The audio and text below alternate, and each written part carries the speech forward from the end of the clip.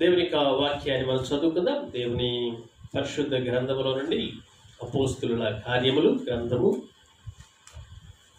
Book of acts, words, chapter 7, chapter 13, 13వ అధ్యాయము 22వ వచనం, 21, 22 వచనాలు మనం చదువుకుందాం. ఆ తరువాత వారు రాజు కావాలని కోరగా, దేవుడు బెన్యామీను గోత్రీయుడును కీషు కుమారుడునైన సౌలును వారికి 40 ఏండ్ల వరకు దయచేసెను. తరువాత అతనిని తొలగించి దావీదును వారికి రాజుగా ఏర్పరచెను. మరియు ఆయన, నేను యెష్షయి కుమారుడైన దావీదును కనుగొంటిని, అతడు నా ఇష్టానుసారుడైన మనుష్యుడు, అతడు నా ఉద్దేశములన్నీ నెరవేర్చునని చెప్పి అతనిని గూర్చి సాక్ష్యం ఇచ్చాను. ప్రియ సహోదరి సహోదరులారా, ఈరోజు నేను దావీదుని గురించి మీతో మాట్లాడాలని ఆశపడుతున్నాను. ఈయన గురించి ఇచ్చినటువంటి సాక్ష్యం నిబంధనలో దేవుని యొక్క దాసుని ద్వారా వినిపించబడినటువంటి సాక్ష్యం. పౌలు గారు చెప్తున్నటువంటి విషయాలు, దావీదుని జ్ఞాపకం చేస్తున్నటువంటి విషయాలు, యూదులకు ఇజ్రాయేలీలకు రాజుగా ఉండినటువంటి ఆ యొక్క దావీదును గురించి ఇక్కడ వివరిస్తున్నటువంటి విషయాల్ని మనం చూస్తూ ఆయన గురించి ఒక గొప్ప సాక్ష్యం చెప్తూ ఉన్నాడు. అతడు నా ఇష్టానుసారుడైన మనుష్యుడు, అతడు నా ఉద్దేశములన్నీ నెరవేర్చునని అతనిని గురించి సాక్ష్యం ఇచ్చెను. దేవుడే దావీదును గురించి సాక్ష్యాన్ని పలికినటువంటి మాటలు ఇవి. యెష్షయి కుమారుడైనటువంటి దావీదుని ఎలా ఎన్నుకున్నాడో మనం సమూయేలు గ్రంథంలో మనం చూడొచ్చు. మొదటి సమూయేలు గ్రంథం 13వ అధ్యాయము 14వ వచనంలో మనం చూస్తే కూడా ఈ సందర్భం అక్కడ మనకు అర్థమవుతుంది. 1 Samuel chapter 13 verse 14. మొదటి సమూయేలు గ్రంథము 13వ అధ్యాయము 14వ వచనం. యెహోవా తన చిత్తానుసారమైనటువంటి మనస్సు గల ఒకనిని కనుగొని ఉన్నాడు. నీకు ఆజ్ఞాపించిన దాన్ని నీవు గైకొనకపోతివి కనుక యెహోవా తన జనుల మీద అతనిని అధిపతినిగా నియమించును.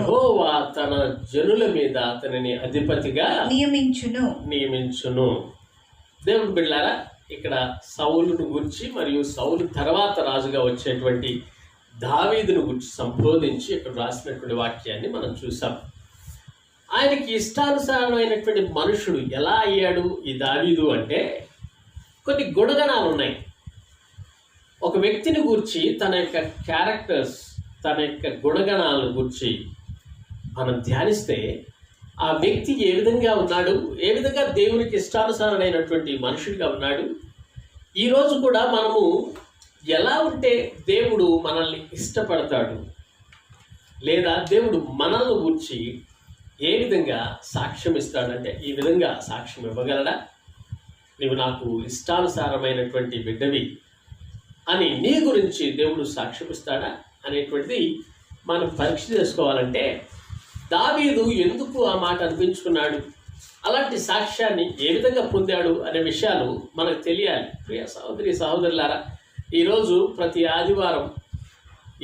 ప్రతి ఆదివారం కూడా ప్రతి ఒక్క సంఘములో most of the churches they will read psalms. కీర్తనలు గ్రంథాన్ని, ఒక కీర్తన గ్రంథాన్ని చదువుతారు. ప్రతి క్రైస్తవ గృహంలో కూడా, కుటుంబారాధనలో కూడా కీర్తన గ్రంథాలను చదువుకుంటారు. దావీదు రచించినటువంటి కీర్తనలు చాలా ఉన్నాయి. Most of the psalms are written by David. చాలా సందర్భాల్లో కొన్నిసార్లు పొరపాట్లు కూడా ఆసాపు రాసిన కీర్తన కూడా కొంతమంది దావీదు కీర్తన అని చెప్తూ ఉంటాడు. అంటే దావీదును గూర్చి అంతగా ప్రజలు ధ్యానిస్తూ గల కారణం దావీదు చేసిన పాపాన్ని బట్టి కాదు, దావీదు పడిపోయినటువంటి విధానాన్ని బట్టి కాదు, దావీదు దేవుడికి దగ్గరైనటువంటి విధానం, దావీదుని దేవుడు అప్రిషియేట్ చేసినటువంటి విధానం, ఆయనను గూర్చి అంటే దావీదును గూర్చి దేవుడు ఇచ్చినటువంటి సాక్ష్యం ఇక్కడ మనం గ్రహించాలి. దేవుని బిడ్డలారా, దేవుని యొక్క వాక్యంలో మనం చూస్తే దావీదుకున్నటువంటి కొన్ని గుణగణాలు క్లుప్తంగా మనం చూద్దాం. ఆయన యొక్క ఇష్టానుసారుడు అవి ఎలా అయ్యాడు అనడానికి మొదటిది, దావీదు దేవునిపై అపరిమితమైనటువంటి నమ్మకం ఉంచాను. హి ట్రస్టెడ్ గాడ్. ఎట్లా నమ్మాడంటే ఆయన ఎంతగానో నమ్మాడు. అంటే ఇట్స్ అ బ్లైండ్ ఫెయిత్ అంటారు చూసారా, గుడ్డిగా కొంతమందిని గుడ్డిగా నమ్మేస్తూ ఉంటారు. కొంతమంది ఛాలెంజ్ చేస్తూ ఉంటారు, నేను తప్పు చేశానని నీ 100 సార్లు చెప్పినా అతను నమ్మడు, అంతగా నన్ను నమ్ముతున్నాడు అని కొంతమంది వాళ్ళని నమ్మినటువంటి వాళ్ళ గురించి చెప్తూ ఉంటారు. ఒకవేళ వీళ్ళు నిజంగా నేరస్తులైనా, నిజంగా తప్పు చేసే వాళ్ళైనా వాళ్ళు ఒప్పుకోరు. ఎందుకంటే వాళ్ళు అంతగా నమ్ముతున్నారు కాబట్టి అలా చేయడైనా అనేటువంటి నమ్మకం. అయితే ఈయన మనుషుల్ని నమ్ముకోలేదు, దేవుణ్ణి నమ్ముకుంటున్నాడు, దేవుని మీద నమ్మకం ఉంచాడు. ఒక వాక్యం చదవండి, కీర్తన 16:8 కీర్తన, 16వ కీర్తన 8వ వాక్యం, 16వ కీర్తన 8వ వచనం. సదాకాలము యెహోవా యందు నా గురి నిలుపుచున్నాను. ఆయన నా కుడి పార్శ్వమందు ఉన్నాడు కనుక నేను కదల్చబడను. దేవుని బిడ్డలారా, ప్రభువు పట్ల గురి కలిగి ఉండటం. ఇంగ్లీష్ బైబిల్లో చదివితే, I set my God before me, he is at my right hand. నా ముందే నేను నిలుపుకున్నాను, ఆయన నా కుడి పార్శ్వమున ఉన్నాడు కనుక నేను కదల్చబడను. అంటే ఫర్ ఎగ్జాంపుల్, ఆయన్ని చూస్తూ ఉంటే, ఆయన్ని ముందు పెట్టుకొని ఉంటే ఎలా కదల్చబడతారంటే, ఆయన ఏందో అంతగా నమ్మిక ఉంచాడు అని చెప్పి మనం అక్కడ గ్రహించాలి. ప్రియ దేవుని బిడ్డలారా, ఆయన గురి ఆయన మీదే, ఆయన కళ్ళు ఆయన మీదే, ఆయన మాట కోసం ఎదురు చూసేటువంటి వాడు, హృదయానుసారుడు. అంటే దేవుని యొక్క ఆలోచనలు, దేవుని యొక్క భావాలు, దేవుని యొక్క విషయాలన్నీ అర్థం చేసుకునేటువంటి వాడు అని మనం నమ్మాలి. అంటే దేవుడు హృదయానుసారుడు అంటే దేవుని హృదయ ఆలోచనలన్నీ ఈయనకి గుర్తెరిగినటువంటి వాడు. ఆయన హృదయము ఈ హృదయము ఒకటే అన్నట్టు దేవుడు ఈయన గురించి సాక్ష్యం చెప్తూ ఉన్నాడు. హల్లెలూయా. 18వ కీర్తనలో ఇంకో మాట అంటాడు, 29వ వచనంలో, 18:29లో, నీ సహాయము వలన నేను సైన్యమును జయించుదును, నా దేవుని సహాయం వలన ప్రాకారాలను దాటుతాను. దేవునికి స్తోత్రం. హల్లెలూయా. అప్పట్లో యుద్ధాలు చేసేటువంటి వారు ప్రాకారాలు దాటడం అంటే నిజంగా ఇంకొక దేశం మీదకి వెళ్ళి జయించి రావటం అనేటువంటిది మనం గుర్తుంచుకోవాలి. నేను దేవుని యొక్క సైన్యంతో, ఆయన సహాయం వలన నేను సైన్యమును జయించుదును. ఎంత సైన్యం వచ్చినప్పటికీ కూడా నేను జయించుదును అనేటువంటి ఒక జయధ్వని అక్కడ ఉంది. ఆ నమ్మకంతోనే, అలాంటి గొప్ప విశ్వాసంతోనే, దేవుని మీద ఉన్నటువంటి తనకున్నటువంటి ఆ యొక్క బలమైనటువంటి ఆ బంధముతోనే గొల్యాతుని ఓడించగలిగాడు. Praise the Lord. హల్లెలూయా. గొల్యాతు లాంటి గొప్ప సమస్య నీకు ఎదురైనప్పుడు, గొప్ప విపత్తు నీకు ఎదురైనప్పుడు, పరిస్థితులన్నీ నీకు అనుకూలించినప్పుడు మనం దేవుని మీద ఆధారపడితే, దావీదుని జ్ఞాపకం చేసుకుంటే, దావీదు వలె మనం గొల్యాతును జయించినట్లు గొల్యాతు లాంటి గొప్ప సమస్యను కూడా మనము జయించగలం. ప్రియ దేవుని బిడ్డలారా, హల్లెలూయా. దేవుడు మనకు విజయాన్ని ఇస్తాడు. ఎప్పుడు ఇస్తాడంటే ఆయన మీద ఆధారపడినప్పుడు, ఆయన నమ్మికించినప్పుడు, ఆయన మీద నమ్మకమును ఉంచినప్పుడు, ఆయన నా ఎదుట ఉన్నాడు కనుక నేను కదల్చబడనని చెప్పి నీకు దృఢమైనటువంటి నమ్మకం, విశ్వాసం ఉన్నప్పుడు, ఆయన నా కుడి పార్శ్వమున ఉన్నాడు కనుక నేను కదల్చబడను, ఆయన నాకు తోడుగున్నాడు కనుక, అంటే ప్రతిదానికి ఆయన ఉన్నాడు అని మనం చెప్పుకుంటే ఎంత ధన్యులమే.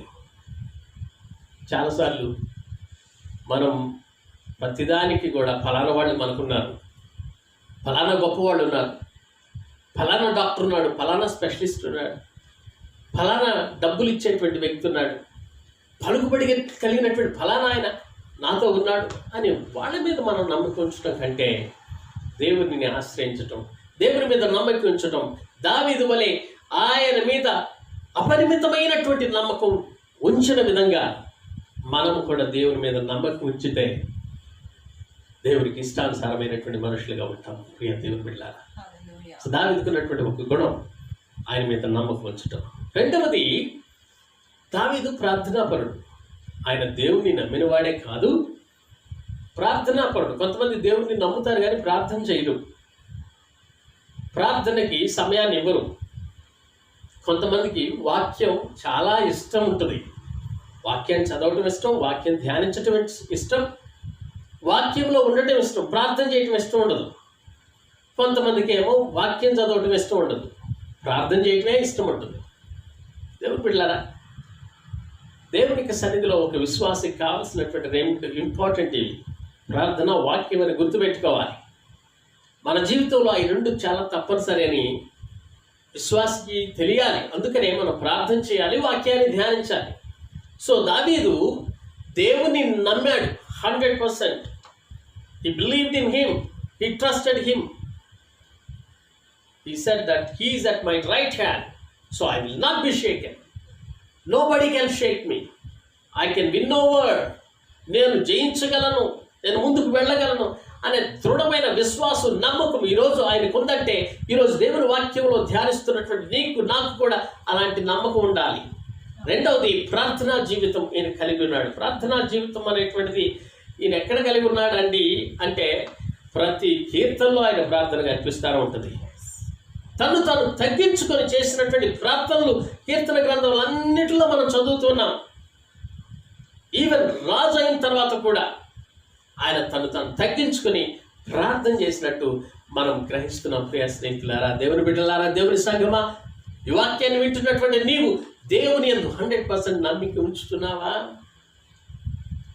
ఆయనతో కమ్యూనికేట్ చేయడం కోసం, దేవునితో సహవాసం కలిగి ఉండటం కోసం ప్రార్థనలో మోకరించగలుగుతున్నామా? ఎంత సమయం ప్రార్థనలో గడుపుతున్నాం? దావీదు ప్రార్థనాపరుడు. నీ గురించి, నా గురించి దేవుడు సాక్ష్యం ఇవ్వాలి, ప్రార్థనాపరుడని, ప్రజల్లో కనపడాలి. అంటే ఎవరికో కనపడాలని మన ప్రార్థనలు చేయటం, ఉపవాసాలు ఉండడం కాదు. కానీ నేను చెప్పే ఉద్దేశం ఏంటంటే, ప్రార్థనాపరుడైతే తప్పకుండా ఆ ప్రార్థనాపరుడు అనేటువంటి పేరు నీకు తప్పకుండా వస్తుంది ఏదో ఒక రీతిలో. ఆమేన్. ప్రార్థన చేసేటువంటి వారి యొక్క ప్రసంగాలు వేరు, ప్రార్థన చేసేటువంటి వారి యొక్క విశ్వాస జీవితాలు వేరు, ప్రార్థన చేసేటువంటి వారి యొక్క కుటుంబాలు వేరు, ప్రార్థన చేసి ముందుకు వెళ్ళేటువంటి ఆఫీస్లో ఉద్యోగాలు చేసేటువంటి వారైనా వారి ఉద్యోగంలో ఉండేటువంటి డిఫరెన్స్ వేరు. దేవుడు సక్సెస్ మీరు జీవితంలో అనుగ్రహిస్తారు. నీ జీవన శైలి, నీ మాట శైలి, నీ యొక్క మాట ఆ తీరును బట్టి, నీ నడక తీరును బట్టి, నీ చూపును బట్టి, నీ యొక్క చేష్టలను బట్టి నిన్ను గౌరవిస్తారు. కారణం, నీవు ప్రార్థనాపరుడు కనుక, దేవుని నమ్మినటువంటి వ్యక్తివి కనుక, ప్రార్థనలో దేవునితో కమ్యూనికేషన్ జరుగుతూ ఉంటుంది కనుక ప్రార్థనా పనులు ఉండేటువంటి రీతి డిఫరెంట్గానే ఉంటుంది. అది గ్రహిస్తారు ప్రజలు. దానియేలు గ్రంథంలో మనం చూస్తున్నాం, ఆయన ప్రార్థన చేస్తుంటే ఆ ప్రార్థన ఆపేయాలని చెప్పి ఎంతో ప్రయత్నాలు చేసి పన్నాగాలు అన్ని రాజు దగ్గర నుంచి తాకీదులు కూడా తీసుకొని వచ్చి మార్చకుండా చేస్తారు. ఆయన ఎట్లన్నా కానీ ప్రార్థన ఆపేయాలని, ఈ ప్రతిమకు మొక్కించాలని చెప్పి ప్రయత్నం చేస్తూ ఉంటాడు. ఆయన ప్రార్థన ఆపటం లేదని తెలిసి సింహాల గుహలో పడవేస్తారు. దేవుని బిడ్డలారా, సింహాల గుహలో పడవేసినప్పటికి కూడా దేవుడు అద్భుత రీతిగా దానియేలుని కాపాడే విషయం మనకు తెలుస్తూ ఉంటుంది. మీరు బహుశా ఎప్పుడన్నా అలాంటి పిక్చర్ మీరు చూసే ఉంటారు, క్యాలెండర్స్లో కానీ లేదంటే ఏదైనా ఫొటోస్లో దానియేలుతో పాటు సింహాలు ఆ బోన్లో ఉన్నటువంటి పిక్చర్ మీరు చూసే ఉంటారు. ఒకవేళ చూడకపోతే మీరు చూడండి, ఇంటర్నెట్లోనైనా లేకపోతే ఏదైనా ఫొటోస్లో అయినా దాన్ని అబ్జర్వ్ చేయండి. చాలా విచిత్రంగా ఉంటుంది ఆ ఫోటో, ఆ పిక్చర్ చాలా వింతగా ఉంటుంది. చాలా అబ్జర్వ్ చేస్తే చాలా పాఠం నేర్పిస్తుంది. ఒకసారి ఒక గొప్ప దైవ సేవకుడు చాలా నిరుత్సాహపడి ఎంతో కృంగిపోయినటువంటి స్థితిలో ఉన్నాడట. అంటే దేవుని సేవకులు కూడా నిరుత్సాహపడతారా, కృంగిపోతారా, కన్నీళ్లు గారుస్తారా, వాళ్ళు కూడా వేదన పడతారంటే చాలా సందర్భాల్లో అలాంటి మేము కూడా మనుషులే కనుక దేవుని సేవకులు కూడా అలాంటి పరిస్థితులు ఏర్పడతాయి. అయితే ఈ సేవకుడు ఎంతో కృంగిపోయి వేదన చెందుతూ ఉంటే వాళ్ళ సంఘంలో ఒక చాలా పెద్ద ఆవిడ, ముసలామె, ఆల్మోస్ట్ 80 years ఉంటాయట ఆ సంఘంలో ఉన్నటువంటి ఆ స్త్రీకి, ఆమె పాస్టర్ గారిని ఒకరోజు దర్శించి, పాస్టర్ గారు మీరు ఎందుకు ఈరోజు చాలా నిరుత్సాహంగా ఉన్నారు? నాకు ఒక మాట చెప్పాలనిపిస్తుంది మీకు. మన పరిస్థితులు అన్నీ కూడా మనకు తెలుసు. దేవుడికి తెలుసు. అయితే ఒక్క విషయాన్ని మీకు జ్ఞాపకం చేయాలని నేను వచ్చాను అని చెప్తుందట. ఏం చెప్పిందంటే ఆమె, ఆ గోడ మీద ఉన్నటువంటి ఆ సింహాల గుహలో ఉన్నటువంటి దానియేలు వైపు చూపించి, ఆ పిక్చర్ చూసారా? ఆ పిక్చర్లో దానియేలు ఎటు చూస్తూ ఉన్నాడు? సింహాల వైపా, ఆ కిటికీ వైపా? దానియేలు వెనక చేతులు కట్టుకొని వెనక ఇలా చేతులు పెట్టుకొని ఆకాశం వైపు ఇలా చూస్తూ ఉంటాడు. ఆయనకు ఎదురుగా ఒక విండో, కిటికీ తెరవబడి ఉంటుంది. సింహాలన్నీ కూడా తల ఉంచుకొని ఏమి చేయలేక అట్లా చూస్తూ ఉంటాయి. ఆ పిక్చర్ ఆమె చూపించి ఆ దైవ సేవకుడికి ఏం చెప్పిందంటే, దానియేలు సింహాల మీద ఫోకస్ చేస్తున్నాడా, దేవుని మీద ఫోకస్ చేస్తున్నాడా? దేవుని వైపు చూస్తూ ఉన్నాడు కదా. అలానే మన సమస్యల వైపు, మన పరిస్థితుల వైపు, మన సంఘంలో ఉన్నటువంటి చిక్కుముడుల వైపు, అస్తవ్యస్తమైనటువంటి పరిస్థితుల వైపు మనం చూడాల్సిన పని లేదు. దేవుని వైపు చూద్దామని చెప్పి ఆ ఫోటో చూపించి ఆ దైవ సేవకుడికి చెప్పిందట. He was with tears. ఆయన కన్నీళ్లు గార్చి దేవుని సన్నిధిలో ప్రార్థన చేసి దేవుని వైపు చూడటం ప్రారంభించాడు. దేవునికి స్తోత్రం, హల్లెలూయా. దేవుని బిడ్డలారా, దేవుని వైపు మనం చూడాలి. ప్రార్థనలోనే ఆయన వైపు చూడగలం. దావీదు ప్రార్థనాపరుడు.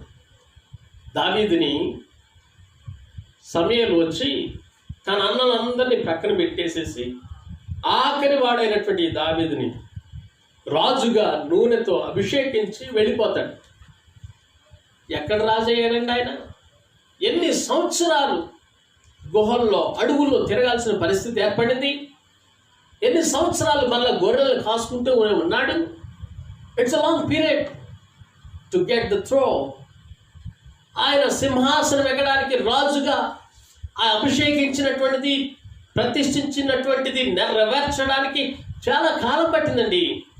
ఏం బిడ్డలారా, బహుశా మనమైతే ఎన్నోసార్లు అనుకుని ఉండొచ్చు. ఏమో దావీదు కూడా అనుకున్నాడేమో, ఏంటి ప్రభువా నన్ను అభిషేకించాము రాజుగా, నేను ఇప్పుడు ఈ పరిస్థితిలో ఉన్నాను. చివరికి గొల్లియాతును జయించిన తర్వాత, రాజుగారికి అల్లుడు అయిన తర్వాత ఆ సుఖం కూడా లేదు.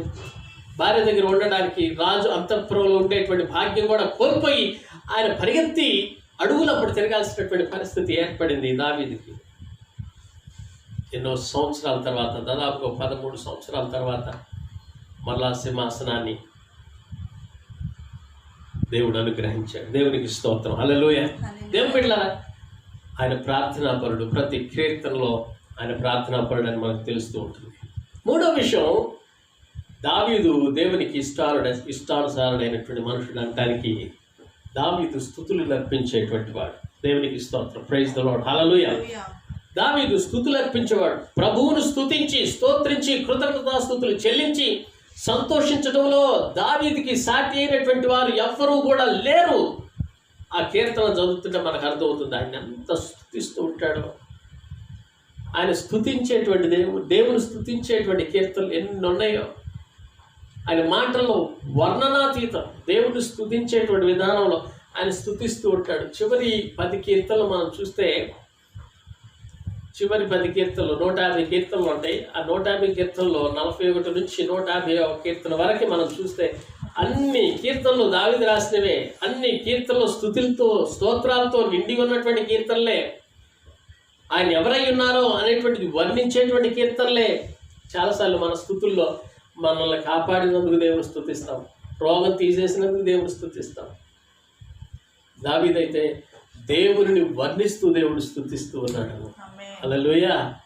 ఆయన యొక్క ఆ గుణగణాల్ని, దేవుని యొక్క అట్రిబ్యూట్స్ ఆఫ్ గాడ్, దేవుని యొక్క ఆ యొక్క క్యారెక్టరిస్టిక్స్ని ఆయన పొగుడుతూ ఆయన స్తుతిస్తూ ఉన్నట్టు మనం చూస్తూ ఉన్నాం. స్తుతులు, స్తోత్రాలు దేవునికి చెల్లించేటువంటి వాడు దావీదు.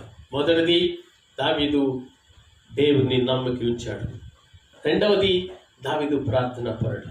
మూడవది, దేవుని స్తుతించేటువంటి వాడు, లేకపోతే స్తుతి అర్పణలు అర్పించేటువంటి వాడు దావీదని మనం తెలుసుకోవాలి. నాలుగవది, దావీదు ఉపవాసము చేసేటువంటి వాడు. ఉపవాస ప్రార్థన చేసి, కొంతమంది ప్రార్థనలు చేస్తారు కానీ ఉపవాస ప్రార్థనలు చేయలేరు కొన్ని కారణాల చేత.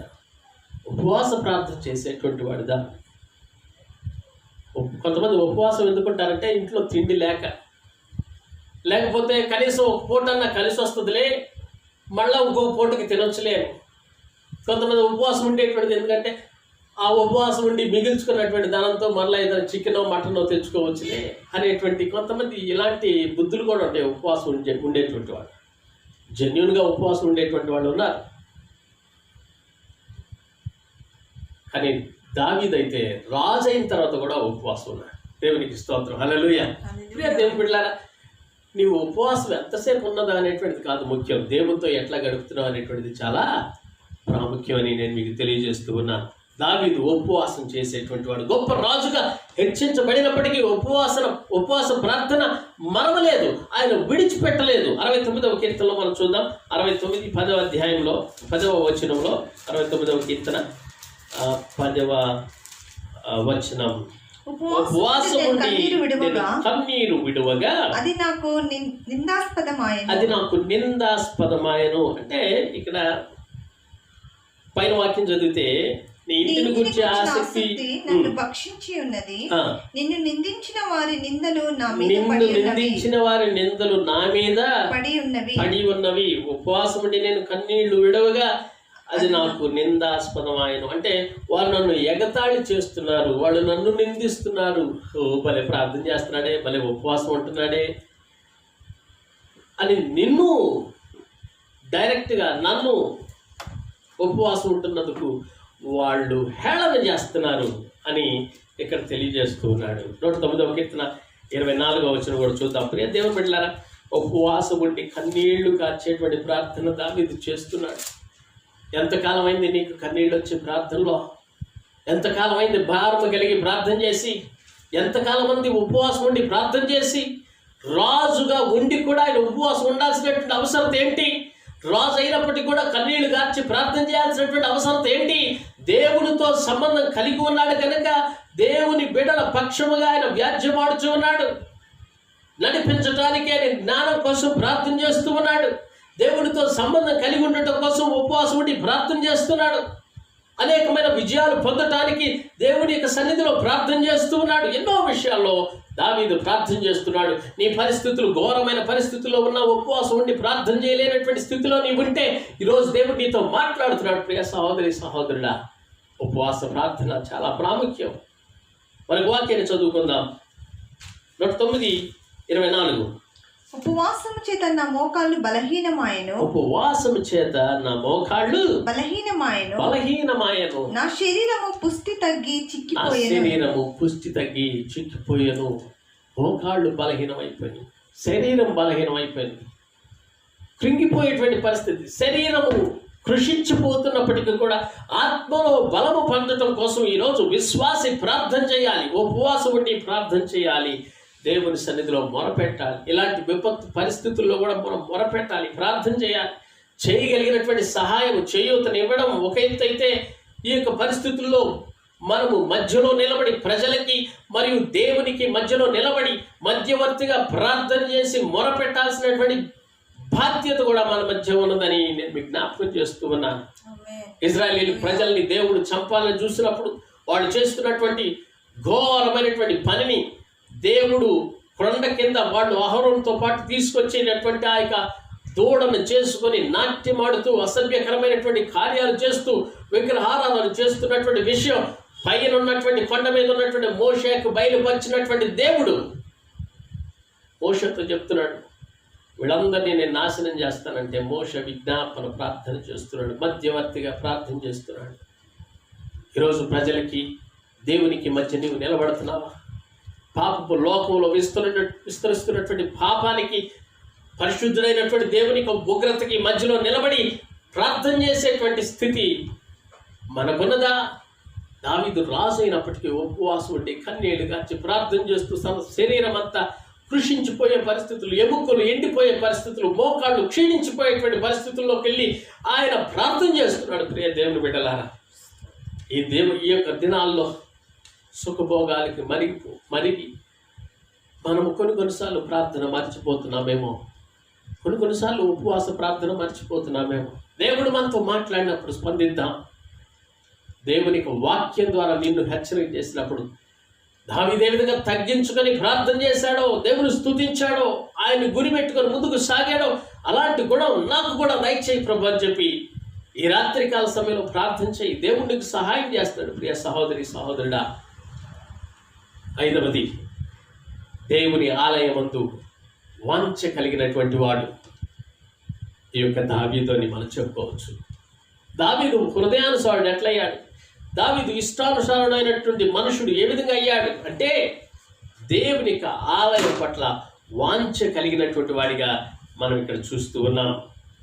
27వ కీర్తన 4వ వచనంలో ఒక్క మాట అంటాడు ఆయన. 27:4, యెహోవా యొద్ద ఒక్క వరము అడిగి తిని దానిని నేను వెదుకుచున్నాను. యెహోవా ప్రసన్నతను చూచుటకు ఆయన ఆలయంలో ధ్యానించుటకును నా జీవితకాలం అంతయు నేను యెహోవా మందిరంలో నివసింపగోరుచున్నాను. నా జీవితకాలం అంతయు నేను యెహోవా మందిరములో నివసింపగోరుచున్నాను. ఆయనకున్నటువంటి కోరిక అదే. ఒక వరం అడుగుతున్నాడు. ఏం వరం అంటే, నాకు పెద్ద ధనాగారం కావాలి ప్రభువా, ఒక దేశాన్ని కొల్లగొట్టుకొని నాకు ధనం వచ్చేటట్టు చెయ్యని చెప్పి ప్రార్థన చేయట్లా.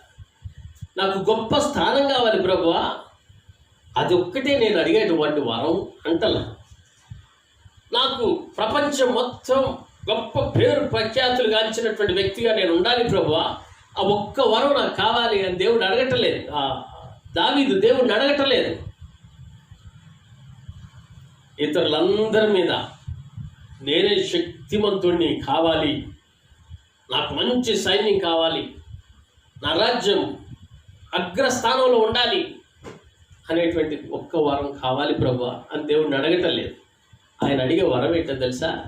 జీవిత కాలం అంతా యెహోవా మందిరములో ఉండగోరుచున్నాను, నేను వెతుకుచున్నాను, ప్రసన్నతో చూచుటకు, ఆలయములో ధ్యానించుటకు నా జీవిత కాలం అంతా ఆయన మందిరములో ఉండాలని ఆశిస్తూ ఉన్నాడు. ప్రియ దేవుని బిడ్డలారా, what a desire that he has. What about you? నీవు నేను దేవునికి మందిరంలో ఉండాలనేటువంటి ఆశ, వాంఛ మనకున్నదా? దావీదు అలాంటి వాంఛ కలిగి ఉన్నాడు. చాలామంది మందిరికి వెళ్ళాలంటే పిల్లలు స్కూల్కి వెళ్ళడానికి ఎట్లా ఇబ్బంది పడుతూ ఉంటారు. హోంవర్క్ చేయలేదని, టీచర్ కొట్టుద్దని, అబ్బా వెళ్ళాలని, అబ్బా నిద్ర లేవాలా, ఆదివారం కూడా ఎక్కువసేపు పడుకోవడానికి సమయం ఉండలేదు అని కష్టంగా వెళ్ళేటువంటి విశ్వాసులు ఉన్నారు చాలామంది. నేను అనుకుంటున్నాను నీ వినిచున్నటువంటి నీవు అలాంటి వ్యక్తి ఆ కేటగిరీలో లేవని. కొంతమందికి అయితే ఆదివారం ఎప్పుడు వస్తుందా, ఆరాధన సమయం ఎప్పుడు వస్తుందా, సహవాసంలో ఎప్పుడు కలుసుకోవాలా, అందరితో కలిసి ఎప్పుడు పాటలు పాడి దేవుని స్తుతించాలా, ఎప్పుడు దేవుని యొక్క వాక్యాన్ని వినాలి అని ఆతురత పడుతూ ఉంటారు. కొంతమందికి ఆ ఆతురత ఉండదు. ఆదివారం వస్తుందంటే వాళ్ళకి ఇబ్బంది. దేవుని మందిరములో నివసింపగోరుచుండాలి అని దావీదు యొక్క ఆశ, వాంఛ. ఎప్పటి వరకు ఒక ఆదివారం కాదు, జీవితాంతం ఆయన కోరిక. He has a desire. ఆయన కోరుకున్నటువంటి ఒకటే, దేవుని మందిరములో ఆయన నివసింపగోరుచున్నాడు. అలాంటి వాంఛ కలిగిన వాడు దావీదు. ఆయన మందిరంలో ఉండాలని ఆ వాంఛ కలిగినటువంటి వాడు. దేవుని బిడ్డలారా, ఇంకొక విషయం కూడా చెప్పి నేను ముగిస్తాను. 6వదిగా దావీదు గద్దింపును అంగీకరించేటువంటి వాడు. దావీదు గద్దింపును అంగీకరించేటువంటి వాడు అంటే ఒక్క వాక్యం చదువుకుందాం, మనకు అర్థమవుతుంది. 14వ కీర్తన 5వ 141వ కీర్తన 141వ కీర్తన 5వ వచనం. నీతిమంతులు నన్ను కొట్టుట నాకు ఉపకారము, వారు నన్ను గద్దించుట నాకు తైలాభిషేకము. నేను అట్టి తైలాభిషేకమును త్రోసివేయకుందును కాక, వారి దుష్క్రియలను చూచియు నేను తప్పక ప్రార్థన చేయుచున్నాను. ప్రియ దేవుని బిడ్డలారా, 5వ వాక్యంలో మనం చూస్తున్నాం, నీతిమంతులు కొట్టుట నాకు ఉపకారము. అంటే తప్పు చేయట మానవ స్వభావమే, కానీ దాన్ని దిద్దుకొని నడవటం అనేటువంటి ఆశ మనకు అవసరం. పొరపాటు చేసినప్పుడు ఆ పొరపాటుని ఒప్పుకోవడం చాలా అవసరం. దావీదు కూడా పొరపాటు చేశాడు, తప్పు చేశాడు. నాతాను ప్రవక్త ద్వారా దేవుడు గద్దించినప్పుడు తగ్గింపు జీవితం కలిగి ఆ గద్దింపుకు లోబడి అంగీకరించి దావీదు మార్గాన్ని మార్చుకొని పశ్చాత్తాపడి మాదిరికరమైనటువంటి మార్గంలో నడిచాడు. మనకి ఈరోజు మాదిరికరంగా నిలిచాడు. అలాంటి జీవితాన్ని మనం కూడా కలిగి ఉండాలని మనం కోరుకోవాలి. ప్రియ దేవుని బిడ్డలారా, నీతిమంతులు కొట్టడం నాకు ఉపకారం, నన్ను వాళ్ళు గద్దించటం తైలాభిషేకం.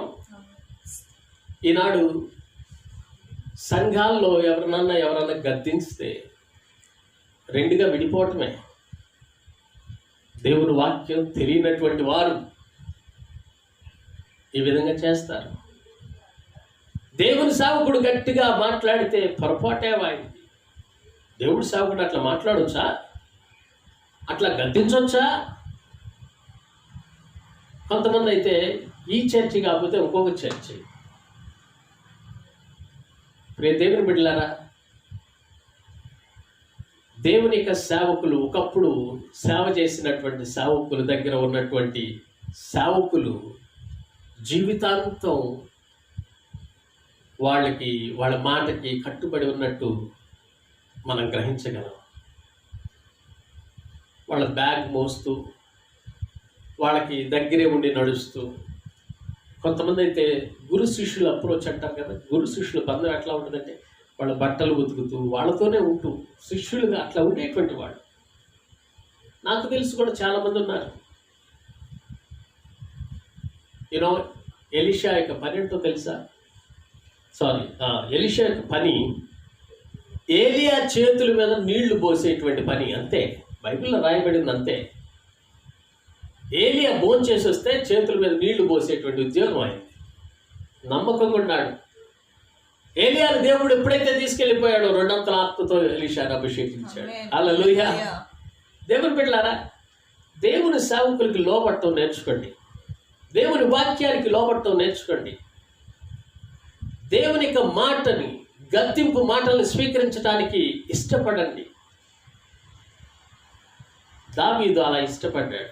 పాపం చేశాడు, కానీ నాతాను ఎప్పుడైతే గద్దించాడో కొద్దిగా ముందు ఇదేంటి అదేంటి అని అన్నట్టు మాట్లాడాడు. తన విషయం తెలిసిన తర్వాత పశ్చాత్తాపడ్డాడు, ఏడుస్తూ రాస్తూ ఉంటాడు. దేవుని బిడ్డలారా, ఈ రాత్రికాల సమయం అయిపోయింది. నేను మాట్లాడేటువంటి ఒక మాట, దేవుడు చెప్తున్నటువంటి మాట, మనందరితో తెలియజేస్తున్నటువంటి మాట ఏంటంటే, ఈ రాత్రి నీవు కూడా దేవునికి ఇష్టానుసారుడైనటువంటి మనుషుడిగా ఉండగోరుచున్నావా? అలా ఉండకోరిన ఎడల దావీదు ఆ పేరు సంపాదించుకున్నాడు కదా, ఆ దావీదుకు ఉన్నటువంటి గుణగణాలు నీవు నేను కలిగి ఉండటానికి ప్రయత్నం చేస్తూ ఉన్నామా? అలా ప్రయత్నం చేసి అలాంటి గుణగణాలు మనం కలిగి ఉంటే దేవుడు దావీదుకే ఆ పేరు పెట్టి మనకు పెట్టనటువంటి పక్షపాతి కాదు. పాత నిబంధనలోనే దేవుడు కార్యాలు చేసి క్రొత్త నిబంధనలో చేయనటువంటి దేవుడు కాదు. దావీదుకు మాత్రమే విజయం ఇచ్చి నీకు విజయం ఇవ్వనటువంటి దేవుడు కాదు. దావీదుకు మాత్రమే గొలియాతు పైన విజయాన్ని ఇచ్చి గొలియాతు లాంటి సమస్య పైన నీకు విజయం ఇవ్వనటువంటి దేవుడు కాదు. దేవుని బిడ్డ, ఈ రాత్రి కాల సమయంలో వాక్యం వింటున్నటువంటి నీవు దేవుని యొక్క సన్నిధిలో ఆయనకి ఇష్టానుసారుడైనటువంటి బిడ్డగా దావీదు కలిగినటువంటి క్వాలిటీస్ కలిగి ఉండడానికి సాయశక్తుల ప్రయత్నం చేయి. దేవుడు నీకు సహాయం చేస్తాడు. మనంగా పర్ఫెక్ట్ అవ్వలేము. ఈ లోకంలో ఉన్నంత కాలం 100% మనం పర్ఫెక్ట్గా ఉండలేము. దేవుడే మనకు సహాయం చేయాలి. ఈ రాత్రికాల సమయంలో దావీదు వలె పరిమితమైనటువంటి నమ్మకం దేవుని మీద ఉంచుతున్నావా? లేకపోతే అనుమానంతో కూడినటువంటి నమ్మకం కలిగి ఉన్నావా? దావీదు వలె ప్రార్థనా జీవితాన్ని నీవు కలిగి ఉన్నావా? లేదా ఏదో పెదాల పైన వచ్చేటువంటి ప్రార్థన, పై ప్రార్థన, పాలిష్ చేయబడినటువంటి ప్రార్థన, పబ్లిక్లో చేసేటువంటి ప్రార్థన, ఇతరులను మెప్పింపజేసేటువంటి ప్రార్థన, పైకప్పు కూడా దాటనటువంటి ప్రార్థన చేసేటువంటి వ్యక్తిగా ఉన్నావు? దావీదు ప్రార్థన పరుడు. దావీదు స్తుతులు అర్పించేవాడు. నీ పెదవులే తెరవకపోతే ఎట్లా దేవుని స్తుతిస్తావు? పాటలు పాడి దేవుని స్తుతించేటువంటి విధంగా ఉన్నావా? దావీదు వలె నాట్యమాడి తండ్రి నేను స్తుతిస్తానని మనం దాని పాట పాడాం. ఆయన నాట్యం చేసి పాటలు పాడాడు దేవుని సన్నిధిలో. ఎవరేమనుకున్నా పర్లేదు, తన భార్య సడుక్కున్నా పర్లేదు, ఆయన డాన్స్ వేస్తూ పాటలు పాడి దేవుడామని మహింపరిచాడు. అలాంటి స్తుతులు చెల్లించేటువంటి వ్యక్తిగా నీవు ఉన్నావా ప్రియ స్నేహితుడా? దావీదు ఉపవాసం చేసేటువంటి వాడు, ఉపవాస ప్రార్థన చేసేటువంటి వాడు. నీవు ఎంతకాలం మీద ఉపవాసం ఉండి ప్రార్థన చేసి నీ కుటుంబం కోసం కనీసం ఒక వారానికి ఒకసారైనా ఉపవాసం ఉండి ప్రార్థన చేస్తున్నావా? నెలలో కనీసం 3 రోజులైనా కంటిన్యూగా ఉపవాసం ఉండి ప్రార్థన చేసేటువంటి స్థితి నీకున్నదా? గమనించుకో. దేవుని ఆలయానికి రావాలని, ఆయన మందిరంలో నివసించాలనే ఆశ, ఆసక్తి తన యొక్క జీవితంలో ఉంది. అలాంటి ఆసక్తి కలిగినటువంటి జీవితాలు మనం కలిగి ఉన్నామా?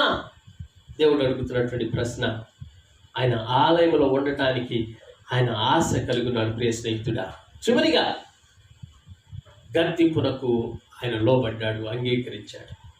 దేవుని సేవకులు ఎవరైనా గద్దిస్తే, దేవుని బిడ్డలు ఎవరైనా గద్దిస్తే, నీకంటే పెద్దవారు ఎవరైనా గద్దిస్తే, నీ తల్లిదండ్రులు నిన్ను గద్దిస్తే,